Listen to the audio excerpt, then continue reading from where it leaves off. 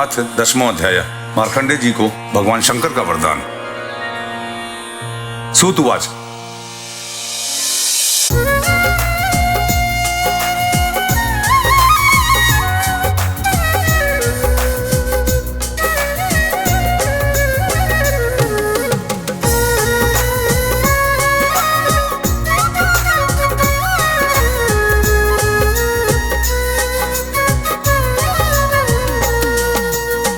एवमनुभूयेद नारायण विनिर्मितं वैभवं युगमायाय तमेव शरणं ययो।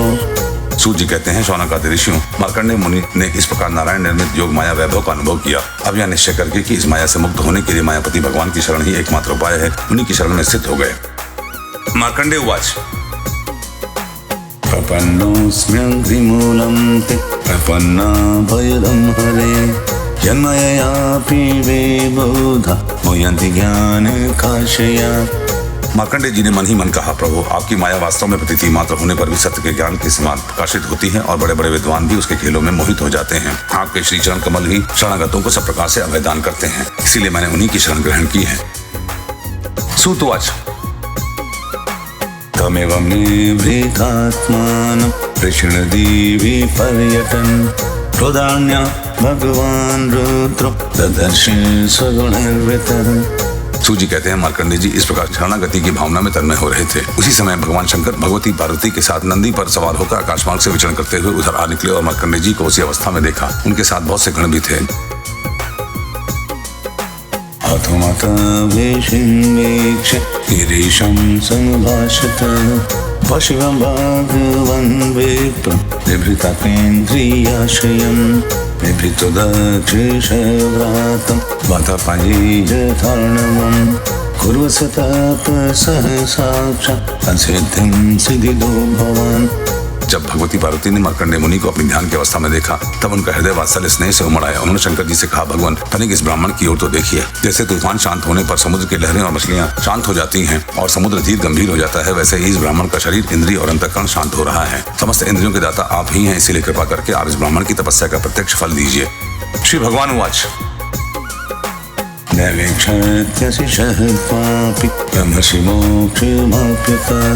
भक्तिपरां भगवती लब्धवान् पुरुषे व्यये।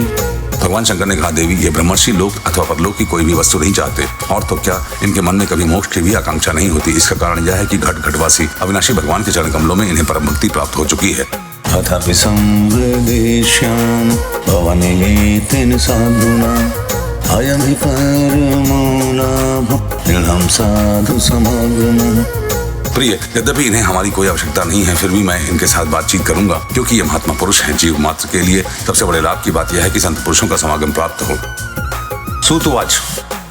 इति त्वतामुपेयाय भगवान् सततं गतिः ईशानः सर्ववेद्यानां ईश्वरः सर्वदेहिनाम्। सूत जी कहते हैं, शौनक जी, भगवान शंकर समस्त विद्याओं के प्रवर्तक और सारे प्राणियों के हृदय में विराजमान अंतर्यामी प्रभु हैं। जगत के जितने भी संत हैं, उनके एकमात्र आश्रय और आदर्श भी वही हैं। भगवती पार्वती से इस प्रकार कहकर भगवान शंकर मार्कंडेय मुनि के पास गए। तयोरगमनं साक्षात् दिशयोर्जगदात्मनः न वेदरुद्धधीवृत्ति आत्मानं विश्वमेव च। उस समय मार्कंडेय मुनि की समस्त मनोवृत्तियां भगवत भाव में तन्मय थीं। उन्हें अपने शरीर और जगत का बिल्कुल पता न था, इसीलिए उस समय वे भी न जान सके कि मेरे सामने सारे विश्व के आत्मा स्वयं भगवान गौरी शंकर पधारे हुए हैं। भगवान स्तर्भिज्ञाय गिरीशो योगमायया आविशत गुहाकाशं वायुछिद्रमीवेश्वरः। शौनक जी, सर्वशक्तिमान भगवान कैलाशपति से यह बात छिपी न रही कि मार्कंडेय मुनि इस समय किस अवस्था में है। इसीलिए जैसे वायु अवकाश के स्थान में अनायास ही प्रवेश कर जाती है, वैसे ही वे अपनी योग माया से मार्कंडेय मुनि के हृदयाकाश में प्रवेश कर गया। आत्मन्यापि शिवं प्राप्तं तडितिङ्गजटाधरं त्यक्षं दशभुजं प्रांशु मोद्यन्तमिव भास्करम्।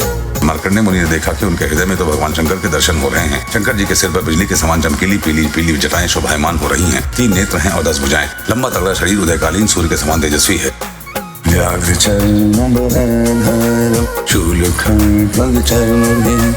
अक्षमालडमारुक कपालसिंहधनुषः शरीर पर भगंबर धारण किए हुए हैं और हाथों में शूल, खड्वांग, ढाल, रुद्राक्षमाला, डमरू, खप्पर, तलवार और धनुष लिए हैं। बिभ्राणं सहसा बातं विचक्षण हृदि विस्मितः किमिदं कुरुते एवेति समधर्मेरेतो मुनिः। मार्कंडेय मुनि अपने हृदय में अकस्मात भगवान शंकर का यह रूप देखकर विस्मित हो गए। यह क्या है, कहाँ से आया? इस प्रकार की वृत्तियों का उदय हो जाने से उन्होंने अपनी समाधि खोल दी। नेत्रोन्मील्यदेश सर्गणं सोमयागतं रुद्रं त्रिलोककारो अनामशीरे समुनिः। जब उन्होंने आंख खोली तब देखा कि तीनों लोकों के एकमात्र गुरु भगवान शंकर, श्री पार्वती जी तथा अपने गणों के साथ पधारे हुए हैं। उन्होंने अपने चरणों में माथा टेक कर प्रणाम किया। तस्मै सपर्यम्य गणाय सहोमया स्वागतासनपाद्यार्घ्य गन्धस्वरूपदीपकः। तदंतर मार्कंडेय मुनि ने स्वागत आसन, पाद्य अर्घ्य, गंध, पुष्पमाला, धूप और दीप आदि उपचारों से भगवान शंकर, भगवती पार्वती और उनके गणों की पूजा की। आचत्मानुभावेन पूर्णकामसिते विभो सर्वमप्येषान् ज्ञानगणेन्द्रितं जगत्। इसके पश्चात मार्कंडेय मुनि उनसे कहने लगे, सर्वव्यापक और सर्वशक्तिमान प्रभु, आप अपनी आत्मानुभूति और महिमा से ही पूर्ण काम है। आपकी शांति और सुख से ही सारे जगत में सुख शांति का विस्तार हो रहा है। ऐसी अवस्था में मैं आपकी क्या सेवा करूं? नमः शिवाय शान्ताय सत्त्वाय प्रभेदाय च रजोषेक्यघोराय नमस्तुभ्यं तेजोषे। मैं आपके त्रिगुणातीत सदाशिव स्वरूप को और सतगुण से युक्त शांत स्वरूप को नमस्कार करता हूँ। मैं आपके रजोगुण युक्त सर्व प्रवर्तक स्वरूप और तमोगुण युक्त अघोर स्वरूप को नमस्कार करता हूँ। सूतुवाच एवं स्तुतः स भगवान् सतङ्गतिः परितुष्टः प्रसन्नात्मा प्रहसतां भाषते। सूत जी कहते हैं, शानुक जी, जब मार्कंडेय मुनि ने संतों के परम आश्रय देवादिदेव भगवान शंकर की इस प्रकार स्तुति की तब वे उन पर अत्यंत संतुष्ट हुए और बड़े प्रसन्नचित से हंसते हुए कहने लगे। श्री भगवान वाच परं गिरीश्वरः काम वरदशावयं त्रयः अमुखं दर्शनं येषां पार्थ्यं विदते मृतम्। भगवान शंकर ने कहा, मार्कंडेय जी, ब्रह्मा, विष्णु तथा मैं, हम तीनों ही वरदाताओं के स्वामी हैं। हम लोगों का दर्शन कभी व्यर्थ नहीं जाता। हम लोगों से ही मनुष्य भी अमृतत्व की प्राप्ति कर लेता है। इसीलिए तुम्हारी जो इच्छा हो वही वर मुझसे मांग लो। ब्राह्मणः सद्वः शान्त निर्संगः भूतवत्सलः एकान्तभक्ता अस्मासु निर्वैरः समदर्शिनः।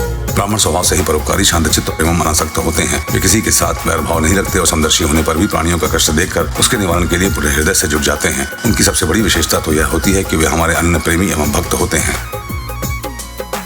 सलोकलोकपालास्तान् वन्दन्त्यर्चत्युपासते अहं च भगवान् ब्रह्मा स्वयं च हरिरीश्वरः।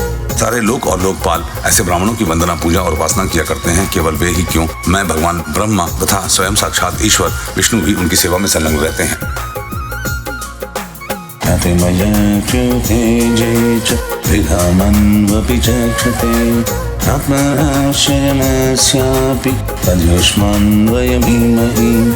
ऐसे शांत महापुरुष मुझ में, विष्णु भगवान में, ब्रह्मा में, अपने में और सब जीवों में अणुमात्र भी भेद नहीं देखते। सदा सर्वदा सर्वत्र और सर्वथा एक रस आत्मा का ही दर्शन करते हैं। इसीलिए हम तुम्हारे जैसे महात्माओं की स्तुति और सेवा करते हैं।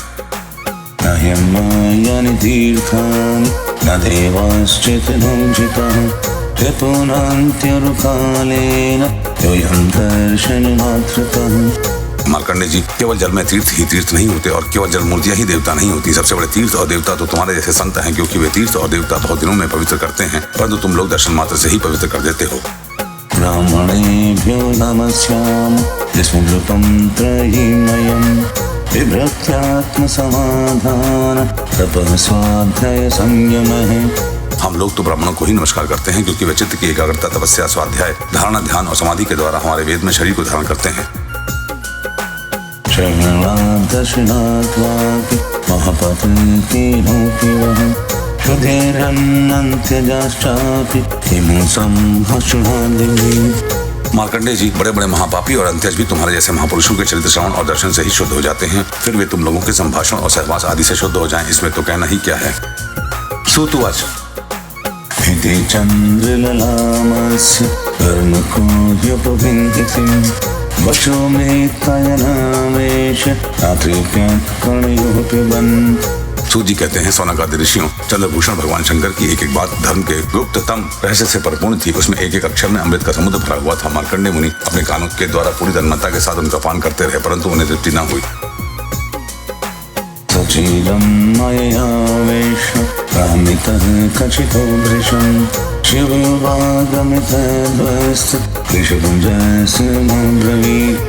वे चिरकाल तक विष्णु भगवान की माया से भटक चुके थे और बहुत थके हुए भी थे। भगवान शिव की कल्याणी वाणी का अमृतमान करने से उनके सारे क्लेश नष्ट हो गए। उन्होंने भगवान शंकर से इस प्रकार कहा, ऋषि रुवाच, विभाव्य शरीरिणां जन्मन्ति श्रीकाव्यानि सुवन्ति जगदीश्वरः।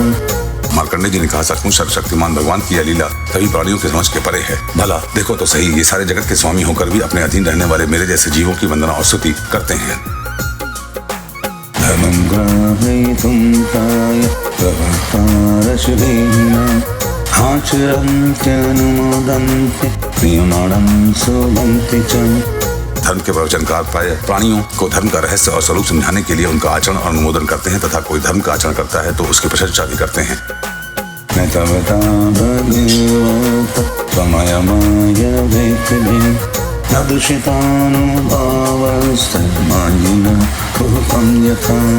जैसे जादूगर अनेकों खेल दिखलाता है और उन खेलों से उसके प्रभाव में कोई अंतर नहीं पड़ता, वैसे ही आप अपनी स्वजन मोहिनी माया की वृत्तियों को स्वीकार करके किसी की वंदना स्तुति आदि करते हैं तो केवल इस काम के द्वारा आपकी महिमा में कोई त्रुटि नहीं आती।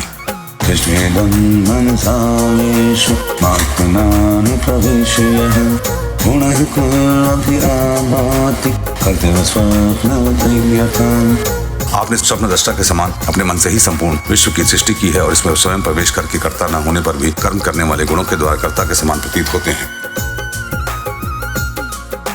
तस्मै नमो भगवते त्रिगुणाय गुणात्मने केवलाय द्वितीयाय पूर्णब्रह्ममूर्तये। भगवान आप त्रिगुणात्मक स्वरूप होने पर भी उसके परे उसकी आत्मा के रूप में स्थित हैं। आप ही समस्त ज्ञान के मूल केवल अद्वितीय पर ब्रह्म स्वरूप हैं। मैं आपको नमस्कार करता हूँ।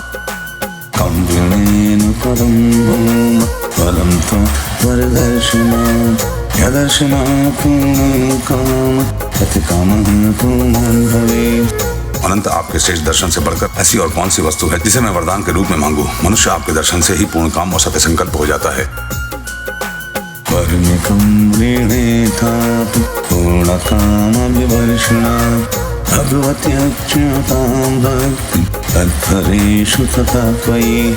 आप स्वयं तो पूर्ण है ही, अपने भक्तों की भी समस्त कामनाओं को पूर्ण करने वाले हैं। इसीलिए मैं आपका दर्शन प्राप्त कर लेने पर भी एक बार और मांगता हूँ, वह यह है कि भगवान में, उसके शरणागत भक्तों में और आप में मेरी अविचल भक्ति सदा सर्वदा बनी रहे। सूतवाच, मुनिना सुग्रीवा तमः भगवान् सर्वयाचाभिनन्दितः। सूत जी कहते हैं, शौनक जी, जब मार्कंडेय मुनि ने सुमधुर वाणी से इस प्रकार भगवान शंकर की स्तुति और पूजा की तब उन्होंने भगवती पार्वती की प्रसाद प्रेरणा से यह बात कही। काममहर्षि सर्वोऽयं भक्तिमात्रमधोक्षजे अकल्पान्ताद्यश पुण्य अजरामरता तथा। महर्षि, तुम्हारी सारी कामनाएं पूर्ण हो, इंद्रियातीत परमात्मा में तुम्हारी अनन्य भक्ति सदा सर्वदा बनी रहे, कल्प पर्यंत तुम्हारा पवित्र यश फैले और तुम अजर एवं अमर हो जाओ। ज्ञानन्तकालिकं ब्रह्म विज्ञानं च विक्रमात् ब्रह्मवर्चस्विनो भूयात् पुराणाचार्य अस्तुते। ब्राह्मण, तुम्हारा ब्रह्म तेज तो सर्वदा अक्षुण्ण रहेगा ही। तुम्हें भूत भविष्य और वर्तमान के समस्त विशेष ज्ञानों का एक अधिष्ठान रूप ज्ञान और वैराग्य स्वरूप स्थिति की प्राप्ति हो जाए। तुम्हें पुराण का आचार्यत्व भी प्राप्त हो। सूतवाच, एवं वरं च मुनय तथागास्त्रिक्ष ईश्वरः दिव्यतत्कर्म कथयन् रघुतं पुरामुना। सूत जी कहते हैं, शौनक जी, इस प्रकार त्रिलोचन भगवान शंकर मार्कंडेय मुनि को वर देकर भगवती पार्वती से मार्कंडेय मुनि की तपस्या और उनके प्रलय संबंधी अनुभवों का वर्णन करते हुए वहां से चले गए।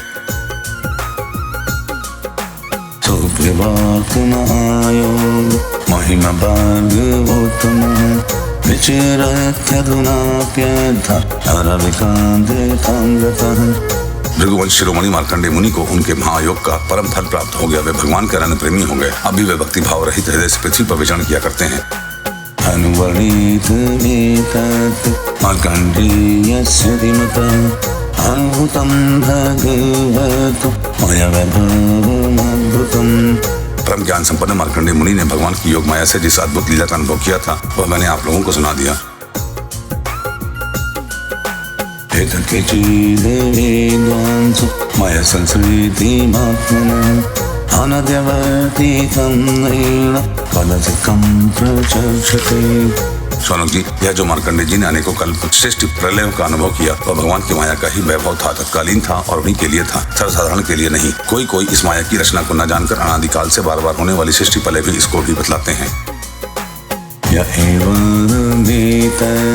भृगुवर्यं वर्णितं रथाङ्गपाणेर्मुभावभावितं संसापयेत्सं श्रीयादुभावभाव तयोर्न कर्माशय संस्कृतिर्भवेत्।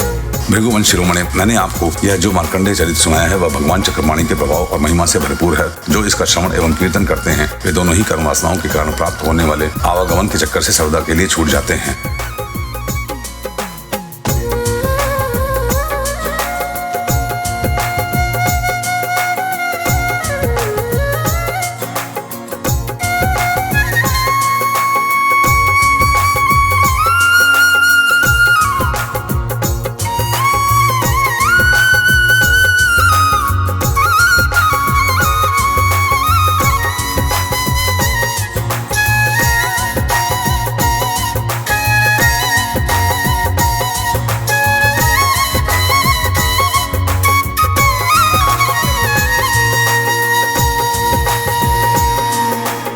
इति श्रीमद्भागवते महापुराणे पारमहंस्यां संहितायां द्वादश स्कन्धे 10वां अध्यायः।